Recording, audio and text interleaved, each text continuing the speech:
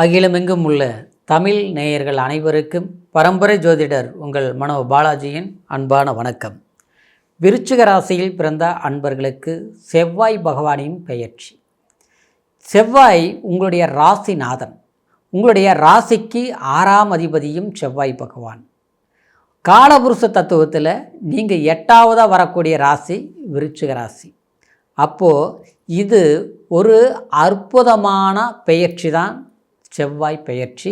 இந்த பெயர்ச்சி 2026 ஜனவரி மாதம் 16ஆம் தேதி உங்களுடைய ராசிக்கு 2ஆம் இடத்திலிருந்து 3ஆம் இடம், அதாவது முயற்சி ஸ்தானம்னு சொல்லக்கூடிய உபஜய ஸ்தானத்துக்கு உச்சபலம் அடைய போகிறார் செவ்வாய் பயிற்சி. அப்போது ஜென்மாதிபதி 3ஆம் இடத்துக்கு போகும்போது முயற்சிகளால் நீங்கள் சக்ஸஸ் ஆகக்கூடிய ஒரு காலகட்டம் ஏற்படக்கூடிய தருணம் தான் இந்த பெயர்ச்சி. இந்த பெயர்ச்சியால் எந்தெந்த விஷயங்கள் உங்களுடைய வாழ்க்கையில் நீங்கள் ஜெயிக்க போகிறீங்க, முயற்சிகளால் எந்த மாதிரியான ஒரு முன்னேற்றங்கள் அடைய போகிறீங்க, அது குடும்பமாக இருக்கட்டும், வேலை சார்ந்த விஷயமாக இருக்கட்டும், நண்பர்கள் சார்ந்த விஷயமாக இருக்கட்டும், பழக்க வழக்கங்களாக இருக்கட்டும், இந்த மாதிரியான மாற்றங்கள் ஏற்படுத்த போகுது அப்படிங்கிறத பற்றி தாங்க இந்த பதிவில் இப்போ நம்ம பார்க்க போகிறோமுங்க. ஃபஸ்ட் டைம் பார்க்குறவங்களா இருந்தீங்கன்னா சப்ஸ்கிரைப் பண்ணி பெல் பட்டன் அழுத்தி ஆல் ஆப்ஷன் கொடுங்க. விருச்சிகம் அப்படின்னா செவ்வாய் இல்லைங்களா, வேகமாக இருப்பீங்க. எதுக்குமே இன்றைக்கி செய்யலாமா நாளைக்கு செய்யலாமா அந்த டவுட்டெல்லாம் உங்களுக்கு வராது. எப்போவே செய்யணுங்கிறதுல மட்டும்தான் குறிப்பாக இருப்பீங்க. அதே மாதிரி கோபமே வராது, ரொம்ப பொறுமையாக இருப்பீங்க. ஆனால் திடீர் கோபம் வந்துருச்சு யார் சொன்னாலும் நீங்கள் கேட்க மாட்டீங்க. அதே சமயம் சிறு வயதிலிருந்து கடினமான கஷ்டங்களை அனுபவிச்சிருப்பீங்க. அடுத்தவங்க சப்போர்ட்லலாம் நீங்கள் வளர்ந்துருக்க மாட்டீங்க.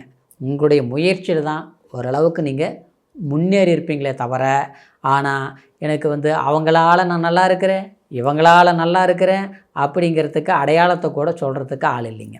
சரிங்களா?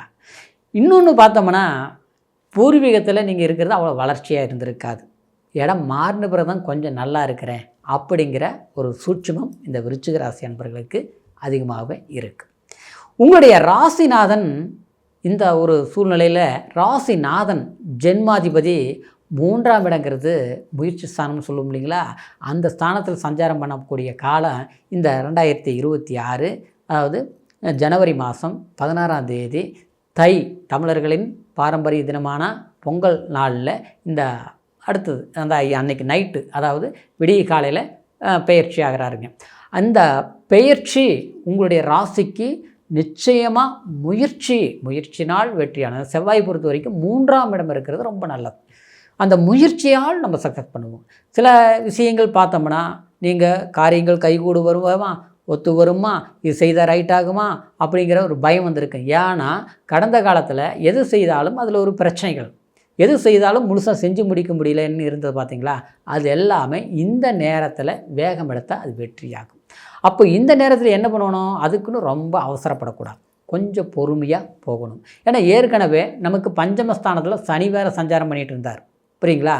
இன்னொரு விதத்தில் பார்த்தா நமக்கு 2ஆம் அதிபதி 8இல் போய் குரு போய் உட்காந்துட்டார் சமீப காலமாக.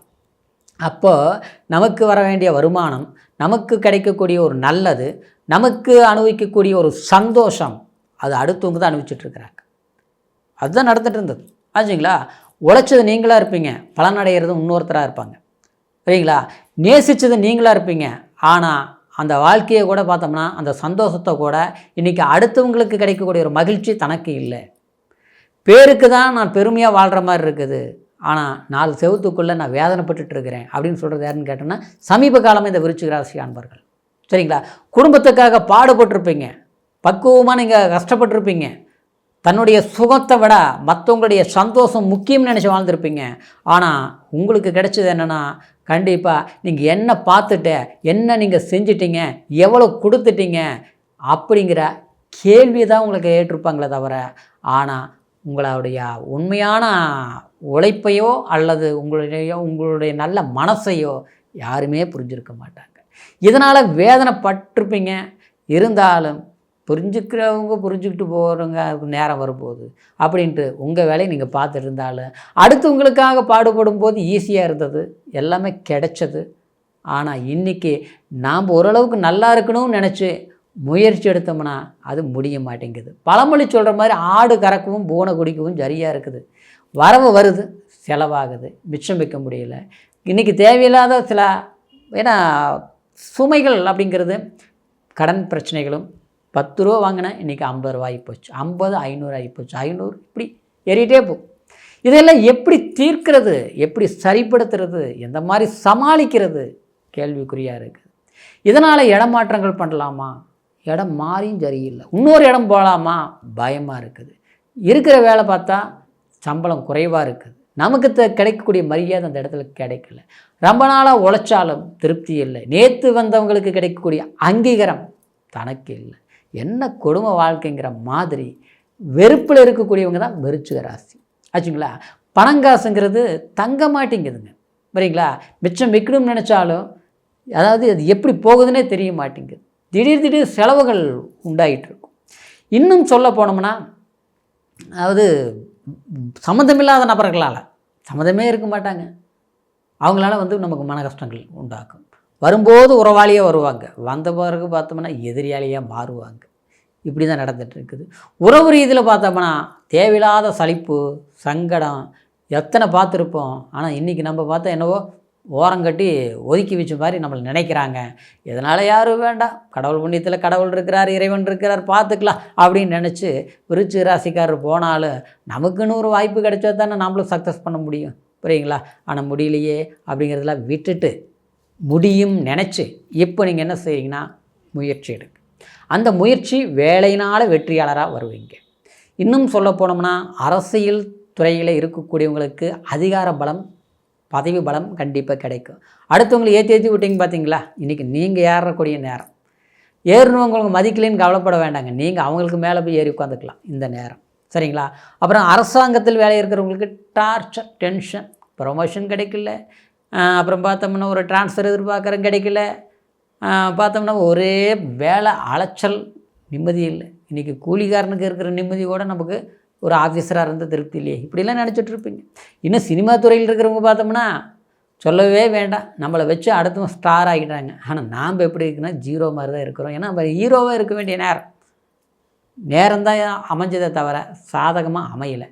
ஆனால் இப்போ இந்த பயிற்சி உங்களுடைய வளர்ச்சியை நிர்ணயம் பண்ணக்கூடிய இடப்பெயர்ச்சிகளுக்கு அற்புதங்க. இடம் மாறுங்க, கண்டிப்பாக நல்லாயிருக்கும். ஒரு இடத்துக்கு போகணும்னு நினச்சிட்டு இருக்கிறீங்களா, போங்க. பிரயாணங்கள் பண்ணணுமா, இடம் மாற்றங்கள் பண்ணணுமா, வெளிநாடு போகணுமா, இது வரைக்கும் முடியல, இப்போ முடியும், நிச்சயமாக முடியும்.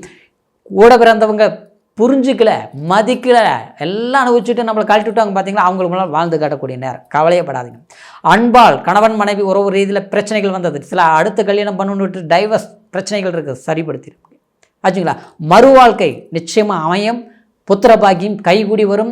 இதுவரைக்கும் எல்லா வைத்தியங்கள் பார்த்து சரி வரல, புத்திர பாக்கியம் இல்லை, குழந்தை பாக்கியம் இல்லை, கவலையே விடுங்க, அற்புதமாக இருக்கும், சரிங்களா.